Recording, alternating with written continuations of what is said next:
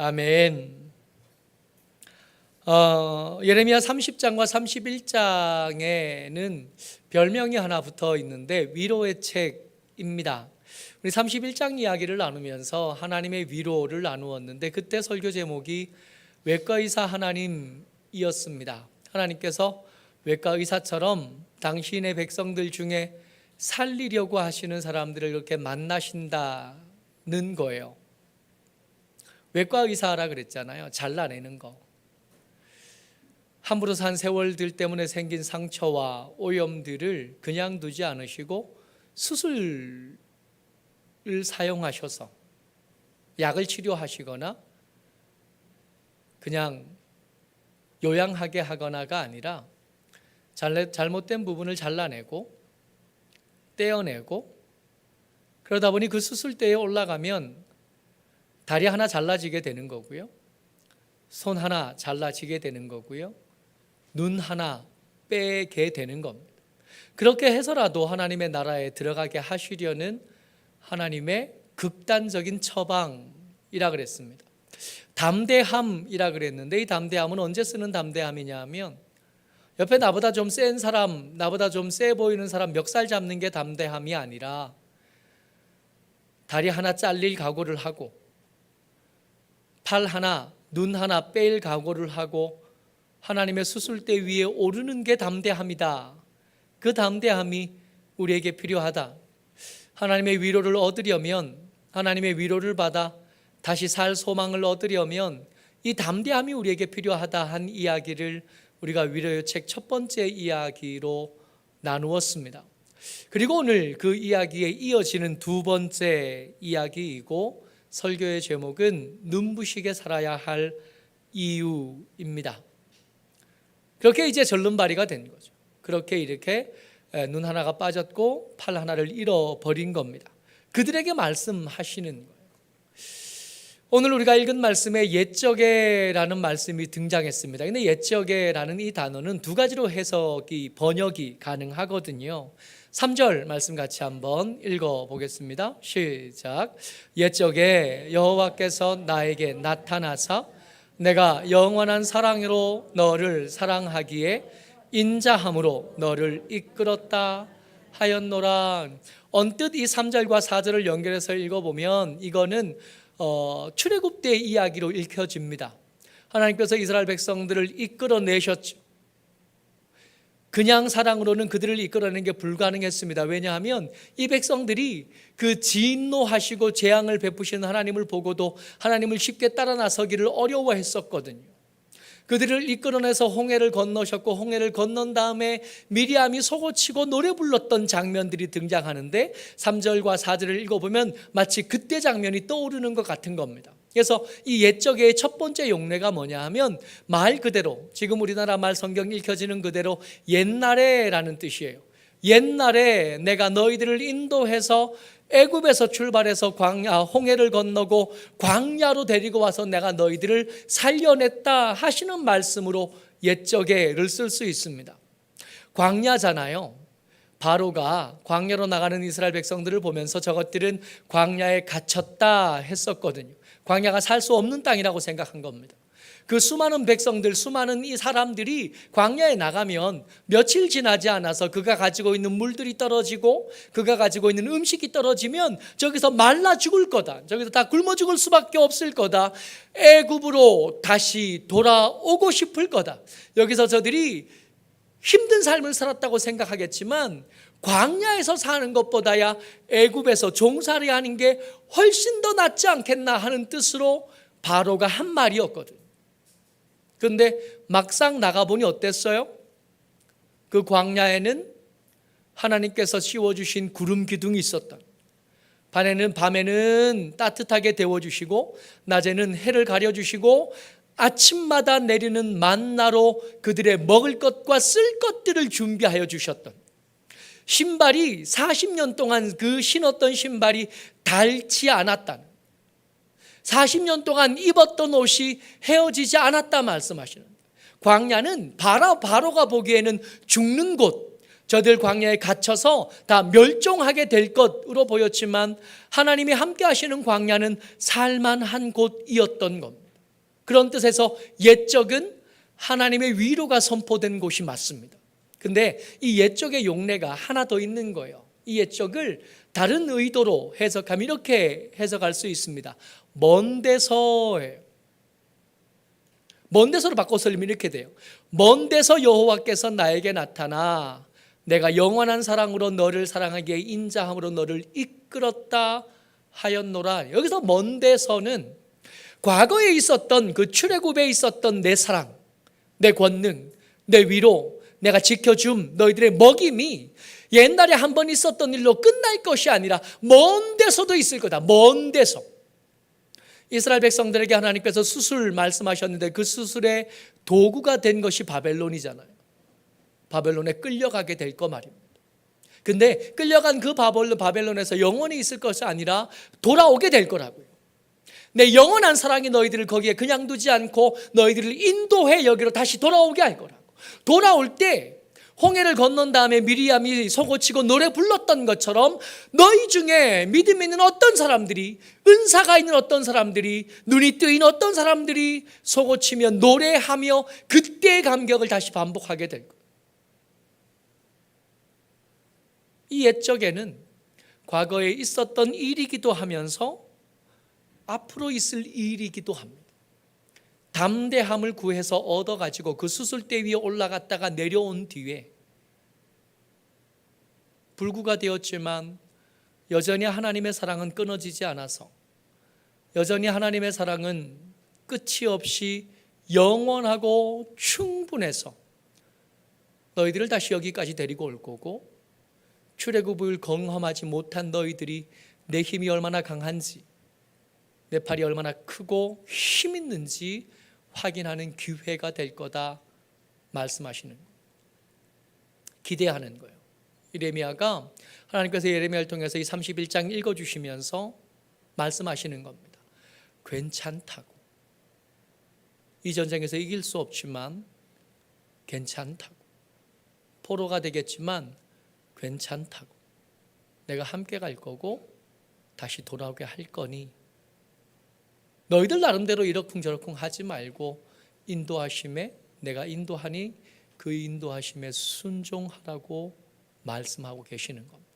그리고 꿈꾸듯 말씀하시는 거예요. 내가 다시 너희를 세우겠다. 내가 다시 너희들을 기어코 세워내서 오늘 있었던, 그리고 앞으로 닥치게 될 그 환란에 있었던 그 상처들이 언제 있었는지 기억도 나지 않게 만들어주게. 31장 4절 말씀입니다. 같이 읽어요. 시작. 처녀 이스라엘아, 내가 다시 너를 세우리니 내가 세움을 입을 것이요 내가 다시 소고를 들고 즐거워하는 자들과 함께 춤추며 나오리라. 아멘. 하나님께서 그 뒷일을 책임지시겠다 말씀하시는 거예요. 과거 역사를 아는 사람들은 나오미를 떠올릴 거고 그 역사를 아는 그 하나님의 사람들이 기대하기 시작합니다. 하나님께서 돌아오게 하시겠구나.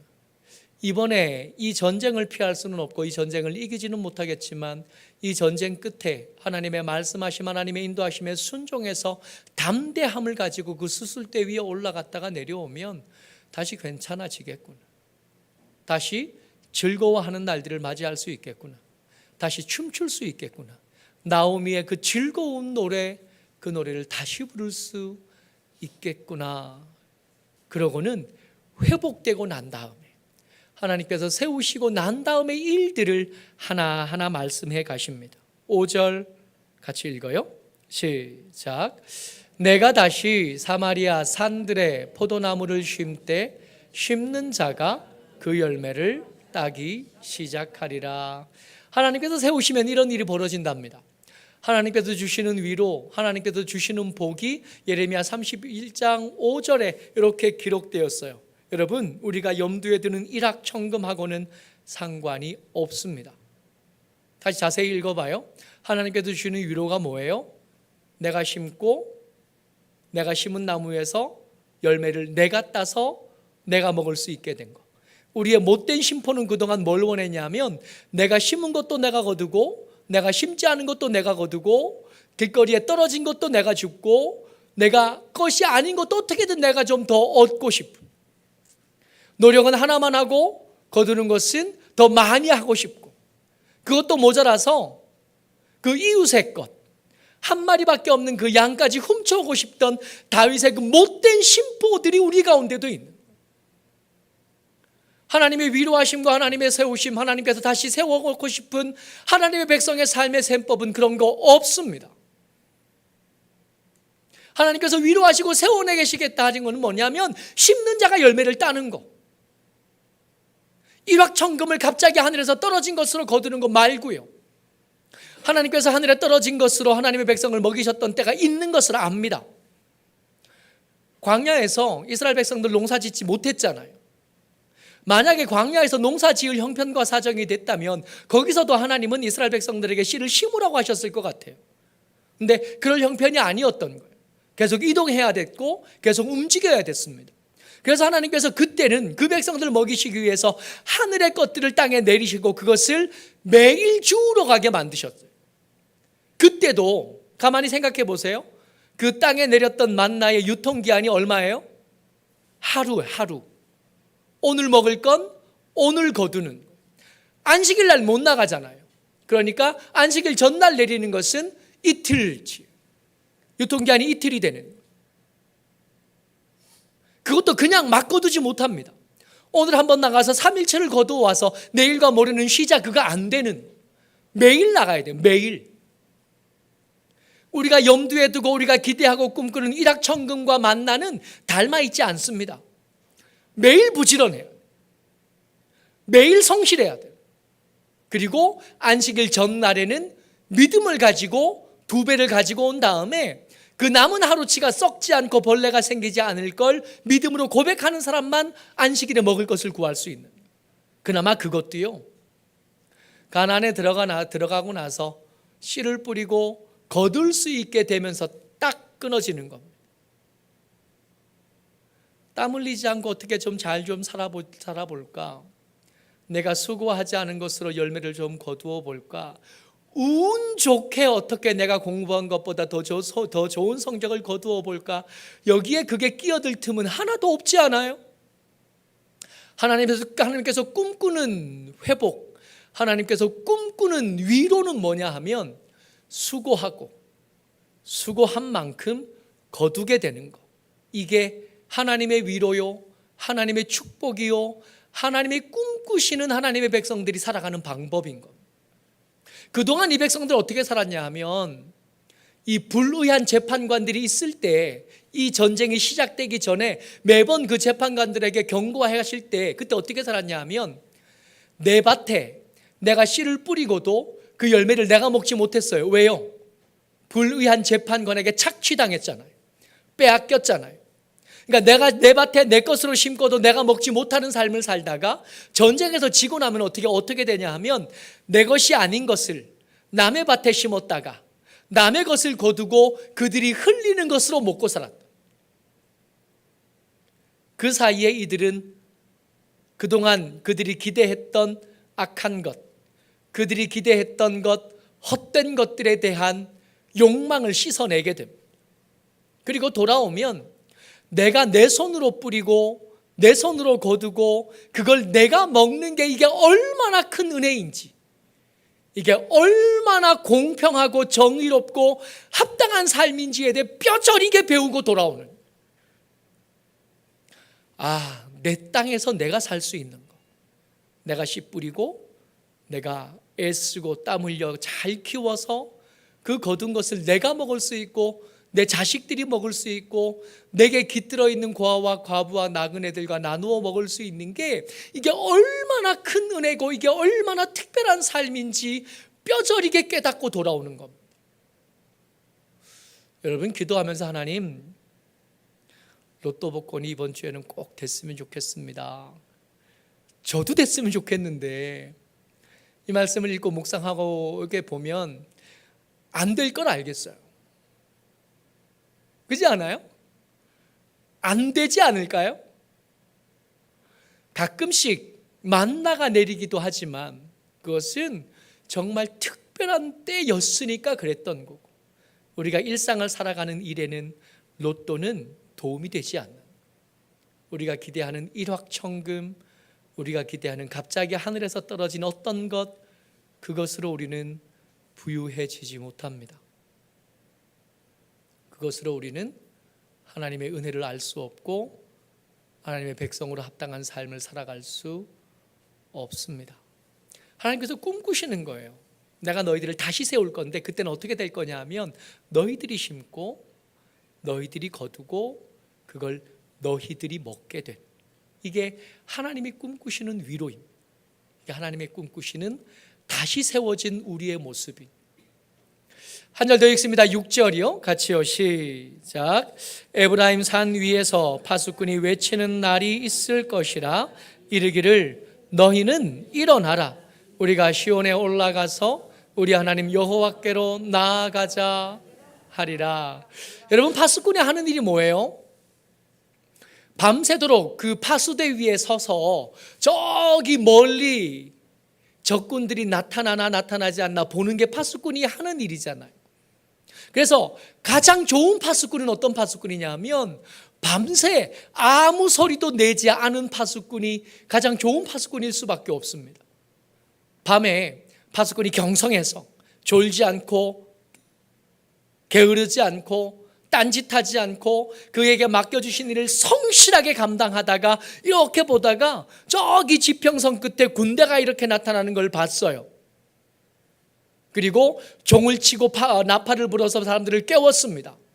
근데 문제는 그렇게 깨웠어도, 전쟁이 이제 막 시작되고 적군이 찾아온다는 걸 알았어도 그 군대를 이길 만한 힘이 우리 성 안에 없으면 깬들 무슨 소용이 있어요? 그 파수꾼이 소리를 낸들 무슨 소용이 있습니까? 그래서 그 파수꾼의 소리는, 약한 성에게 파수꾼의 소리는 재난의 시작입니다. 고난의 시작입니다. 재앙의 시작일 수밖에 없어요. 그러니까 파수꾼은 밤새 아무 일 없이 그 역할을 하지 않고 편안하게 아침을 맞는 파수꾼이 제일 좋은 파수꾼이고 가장 이상적인 파수꾼이 되는, 이 파수꾼에게서 소리가 안 나야 좋은, 파수꾼에게서 아무 일도 일어나지 않아야 좋아요.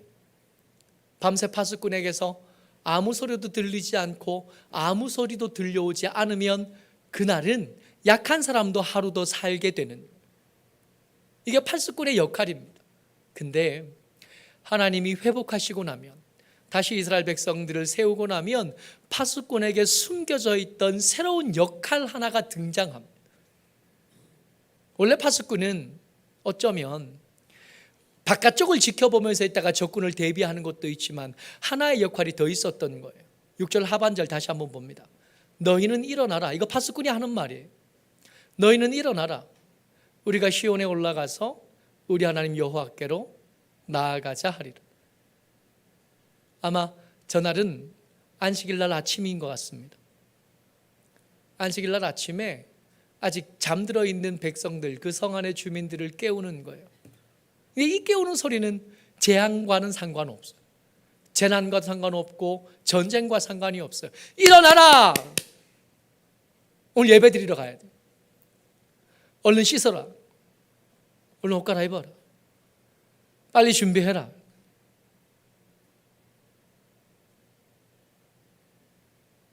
미리 준비해뒀던 헌금들 챙겨주시고, 미리 준비해뒀던 옷 입고, 미리 준비했던 이것저것들 챙겨서 손에 들려주는 거예요. 이 파수꾼의 두 번째 역할이고 사실은 더 중요한 파수꾼의 역할이에요. 예배 드리는 일에 아직 익숙하지 않은 아들을 깨우고, 아침에 쉬는 날 아침에 일어나기 힘들어하는 아들, 딸들 얼른 깨우고 준비시키고, 갈 듯 말 듯한 신랑들 얼른 준비시켜서 깨우는 아내와 남편, 아내와 엄마들의 손길이 기억나요. 이 파수꾼의 두 번째 역할이고 어쩌면 평안한 때의 파수꾼의 더 중요한 역할입니다. 이게 하나님의 위로하시는 두 번째, 하나님께서 이 백성들을 다시 세울 때 쓰임받게 될 파수꾼의 역할입니다. 주일 아침 엄마처럼 오늘 아침에 우리 권사님들이 하셨을 일들이, 늦었다고 빨리 일어나라고, 잠이 깬 듯하고 안 깬 듯하고, 그런 아들 준비시키는 일들이, 그 일들이 하나님께서 꿈꾸시는 이스라엘 백성들을 회복시키신 다음에 다시 세우신 다음에 꿈꾸시는 하나님의 회복입니다. 오늘 설교의 제목이 눈부시게 살아야 할 이유였습니다. 31장 8절 같이 읽어보죠. 시작. 보라, 나는 그들을 북쪽 땅에서 인도하며 땅 끝에서부터 모으리라. 그들 중에는 맹인과 다리 저는 사람과 잉태한 여인과 해산하는 여인이 함께 있으며 큰 무리를 이루어 이것으로 돌아오리라. 외과의사 하나님을 만난 다음이잖아요. 그걸 염두에 두고 이 말씀 읽어보니까 그 맹인들 누굴까요? 함부로 산 시간에 오염되었던 사람들이, 하나님 기어코 저들 그냥 두지 않으시고 두 눈 다 빼신 거예요. 저는 사람이요, 다리 하나 자르신 겁니다. 잉태한 여인이요, 지금은 힘들지만 가능성이 2배가 된 사람들입니다. 아이가 태어날 거고 그 아이를 다시 교육하고 다시 키울 수 있는 소망을 가진 사람, 해산하는 여인. 지금은 같이 여행하는 게 불가능해요. 해산이 시작되는데 어떻게 걷습니까? 근데 그 여자를, 그 아이를 굳이 데리고 오셨어요. 왜요? 두고 올 일이 아닌 거예요. 애초에 저들을 위한 수술이었고, 저들을 위한 70년이, 저들을 위한 줄과 멍에였던, 다 데리고 오신 큰 무리가 됐어요. 빨리 걷지는 못하겠지만 세상 눈으로 볼 때는 가치 없고 짐덩이이기만 한 저 사람들 하나도 버려두지 않으시고 다 챙겨가지고 늦어도 절면서 걸어도 다 끝까지 데리고 오시겠다 말씀하고 계십니다. 하나님의 위로는 때로 무섭습니다. 하나님의 때로는 담대함이 필요할 만큼 어떤 면에서는 잔인하기까지 합니다. 그러나 그 하나님의 위로에는 포기하지 않으시는 아버지의 사랑, 어머니의 사랑이 그대로 담겼어요. 오늘 설교의 제목을 눈부시게 살아야 할 이유라고 한 데는 하나님께서 세우겠다고 말씀하신, 하나님께서 다시 세우리라 말씀하신 그 2가지 모습이 말씀을 나누었던 것처럼 오늘 아침에 우리가 경험한 일상과 그리 다르지 않다는 것을 확인했기 때문에 그렇습니다.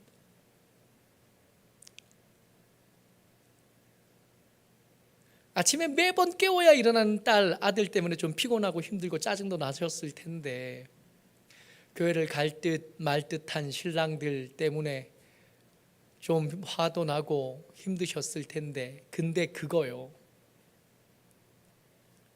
하나님께서 주신 특별한 은혜와 위로와 그리고 다시 세우심이 있은 다음에 누리게 될 특별한 은혜였던 겁니다. 안타까워할 수 있는 거, 저들을 재촉할 수 있는 기회, 저들에게 예배드리러 가자고 흔들어 깨우고 준비시키고 하는 그 번거롭고 별것 아닌 일상들로 가득한 그날이 이 사람들에게는 하나님의 말씀이 약속대로 이루어지고 하나님의 영광과 능력이 조금 더 부족하지 않아야 이루어질 수 있는 꿈꾸듯 보이는 특별한 날에만 누릴 수 있는 거. 우리는 그날 아침을 오늘 누리고 여기 와 있는, 어설프게 우리에게 다가온 날이 아니라 하나님이 꿈꾸시던 날이 오늘 아침에 우리에게 이루어진 것, 그렇게 예배드리러 온 게 오늘 우리 아침 특별한 날입니다. 하나님의 특별한 은혜가 있었던 날이고 하나님의 특별한 공급하심이 있었던 날이고 하나님의 긍휼이 가득했던 오늘 아침을 우리가 보내고 있는, 그러니 이 날을 덥다고 불평하고 작다고 보잘것없이 여기고 이럴 수 없습니다. 이럴 수 없습니다. 얼마나 귀하고 아름다운, 눈부시게 살아야 돼. 특별한 날이니 특별한 날처럼 보내야 돼. 감격하고 감사하고 즐거워하고 그 미리암이 서고치고 춤추던 그날처럼 오늘을 살아내야 되는, 어쩌록 저와 여러분들이 오늘 반쯤 보내고 이제 또 반 남았는데 이 남은 반을 감사하면서 보내고 감격함으로 새삼스럽게 함께한 사람들과 시간들을 새삼스럽게 대할 줄 아는 복된 사람들 다 되시기를 주의 이름으로 축복합니다. 아멘. 이 시간 우리 같이 한번 기도했으면 좋겠습니다. 이 날을 소중히 여길 수 있게 하나님 도와주십시오. 그냥 어쩌다가 매번 다가오는 그렇고 그런 날 아니라 특별한 하나님의 은혜가 임한 날, 하나님의 특별한 위로하심이 있었던 날로 오늘을 새롭게 발견할 수 있게 도와주옵소서. 특별히 감사하게 하시고 특별히 감격하게 하시고 특별히 즐거워하게 하시고 특별히 기뻐하는 오늘이 될 수 있도록 하나님 함께하여 주옵소서. 이 시간 우리 소리 내어서 한번 같이 기도합니다. 은혜가 많은